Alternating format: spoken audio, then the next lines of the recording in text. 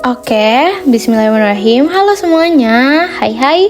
Jadi di video kali ini aku sama teman-teman aku dari kelompok 6 mau ngebahas salah satu objek perilaku kesehatan mental yang kayaknya banyak terjadi nih di sekitar lingkungan kita. Kita sebagai suatu individu pasti banget menjalin hubungan ke semua orang yang ada di sekitar kita. Contohnya aja yang paling dekat pastinya keluarga dong. Mama, papa, saudara-saudara kita kayak kakak, abang, adik. Terus ada hubungan pertemanan, ada hubungan romansa juga, ataupun hubungan dalam partner pekerjaan. Seperti yang bisa dibaca di cover materi kami, hubungan itu seharusnya memberi rasa aman dan nyaman. Di sini kami akan ngebahas hubungan yang sudah dilabeli atau bisa dikatakan sebagai hubungan yang toksik atau toxic relationship. Nah, apa sih itu toxic relationship? Kita ke next slide ya. Pertama-tama aku akan mengulik definisi dari toxic relationship nih. Aku udah nemuin 3 poin utama yang aku simpulin dari definisi toxic relationship itu sendiri. Poin pertama nih, toxic adalah tidak sehat, sedangkan relationship adalah hubungan. Nah, kalimat yang barusan aku sebutin tadi tuh merupakan arti bahasa Indonesia dari toxic relationship, yang berarti hubungan tidak sehat. Hubungan yang dimaksud di sini itu merupakan antara diri sendiri dan orang sekitar, seperti yang aku jelasin di awal tadi.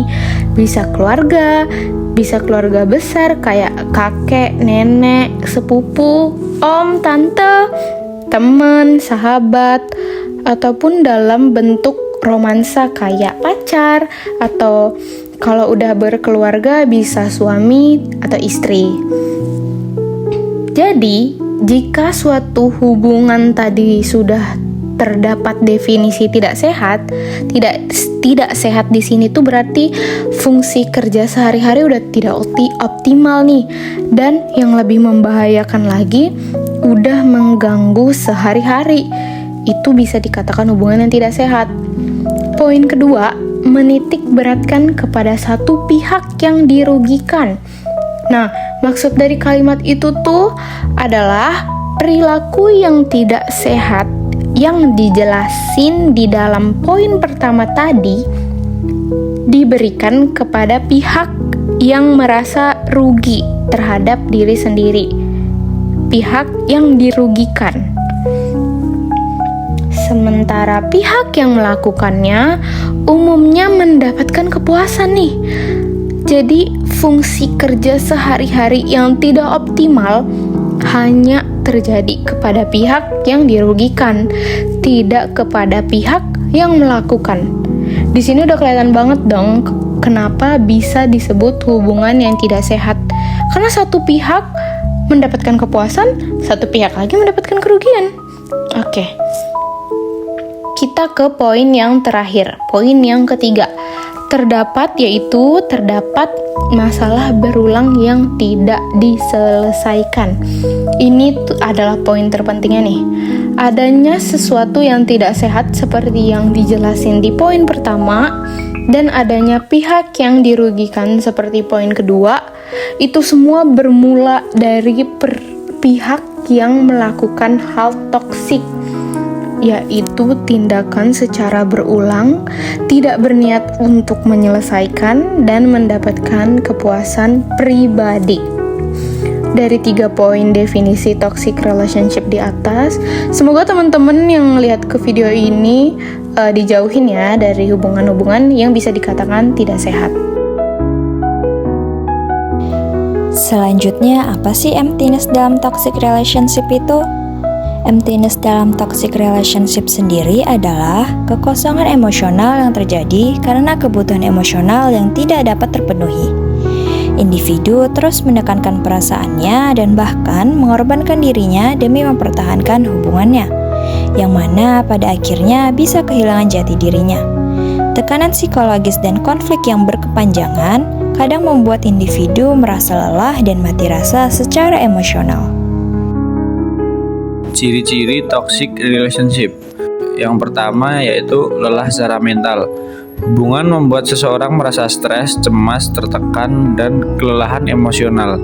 Interaksi yang seharusnya memberi kenyamanan justru menguras energi, pikiran, dan perasaan.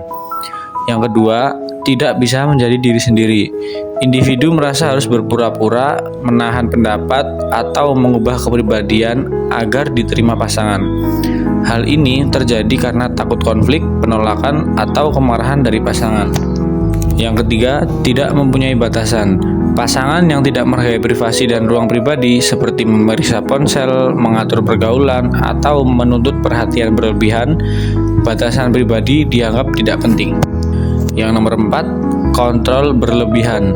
Salah satu pihak mendominasi dan mengatur kehidupan pasangannya, mulai dari keputusan kecil hingga besar. Kontrol ini sering disamarkan sebagai bentuk kepedulian, padahal bersifat mengekang. Yang kelima, manipulasi. Pasangan memutarbalikkan fakta atau emosi agar korban merasa bersalah, ragu-ragu pada diri sendiri, atau merasa selalu salah. Tujuannya untuk mempertahankan kekuasaan dalam hubungan. Selanjutnya, kita bahas dampak psikologis yang bisa dialami seseorang. Dampak ini seringkali nggak kelihatan secara langsung, tapi efeknya cukup besar ke kondisi mental. Yang pertama, bisa muncul gejala-gejala depresif. Misalnya, jadi gampang sedih, capek secara emosional, atau kehilangan minat sama hal-hal yang dulu disukai. Lalu, ada juga rendahnya harga diri. Seseorang bisa mulai merasa dirinya nggak cukup baik, sering nyalahin diri sendiri, dan ngerasa gagal. Selain itu, banyak juga yang jadi sulit mengenali dan mengekspresikan emosinya. Perasaannya numpuk, tapi bingung mau cerita ke siapa, atau bahkan bingung sama apa yang sebenarnya dia rasain. Dampak berikutnya adalah menurunnya kesejahteraan psikologis. Ini bisa kelihatan dari motivasi yang turun, gampang lelah secara mental, dan ngerasa hidupnya kurang bermakna. Nggak jarang juga muncul kecemasan dan stres yang berlangsung lama. Kalau dibiarkan, kondisi ini bisa makin berat dan mengganggu aktivitas sehari-hari. Dan yang terakhir, bisa terjadi kehilangan identitas diri. Seseorang jadi bingung sama perannya, ngerasa kosong, dan gak yakin sama arah hidupnya. Nah, biasanya dampak-dampak ini termasuk yang sering muncul ketika seseorang mengalami emptiness. Perasaan hampa ini pelan-pelan bisa mempengaruhi emosi dan keseharian. Yang paling penting, kita nggak menghadapi semuanya sendirian dan berani mencari bantuan ketika perasaan-perasaan tersebut mulai mengganggu aktivitas sehari-hari. Nah, selanjutnya ada dampak utama dari emptiness nih teman-teman sekalian. Aku jelasin lagi ya. Emptiness merupakan kondisi ketika seseorang merasa hampa di dalam dirinya, merasa tidak memiliki makna, arah, atau perasaan yang utuh terhadap dirinya sendiri maupun hidupnya. Meskipun secara fisik ia masih menjalani aktivitas seperti biasa. Nah, emptiness ini jika dibiarkan akan berkembang menjadi beberapa penyakit nih teman-teman. Yang pertama ada depression atau depresi. Emptiness yang dibiarkan terlalu lama dapat berkembang menjadi depresi karena kehampaan emosional berubah menjadi keputusan dan hilangnya harapan. Selanjutnya ada anxiety disorder, di mana kondisi ketika pikiran dan tubuh terus merasa terancam meskipun tidak ada bahaya yang nyata. Terus ada bipolar disorder. Pada bipolar disorder, emptiness bukan hanya perasaan kosong biasa nih teman-teman, tetapi sering muncul sebagai akibat dari kelelahan emosional setelah perubahan suasana hati yang ekstrem. Terus yang terakhir ada PTSD. PTSD terjadi ketika pikiran dan tubuh tidak berhasil memproses trauma nih teman-teman, sehingga ingatan dan emosi traumatis terus hidup seolah-olah peristiwa itu masih terjadi sampai sekarang. Oke, selanjutnya ada upaya menghadapi dan proses pemulihan emptiness. Yang pertama itu ada menyadari dan mengakui kondisi. Langkah pertama dalam pemulihan adalah menyadari bahwa hubungan yang sedang dijalani tidak sehat, mengakui perasaan kosong, lelah secara emosional, dan sakit dalam hati bukanlah tanda kelemahan, melainkan tanda bahwa kita mulai sadar akan diri sendiri. Yang kedua, ada mencari dukungan sosial. Berbagi cerita dengan orang yang dipercaya seperti ke keluarga, teman, atau komunitas dapat mengurangi rasa emptiness dan membantu individu mendapatkan perspektif yang lebih sehat. Yang ketiga, ada mencari bantuan profesional. Jika emptiness disertai dengan rasa kecemasan yang berat atau gejala depresi, bantuan profesional sangat dianjurkan untuk membantu proses pemulihan.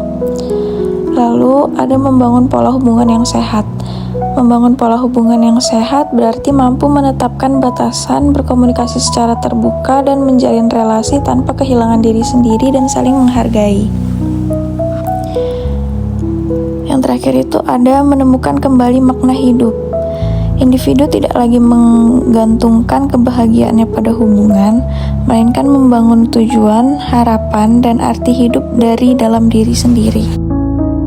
So, thank you for listening and don't forget to love yourself more.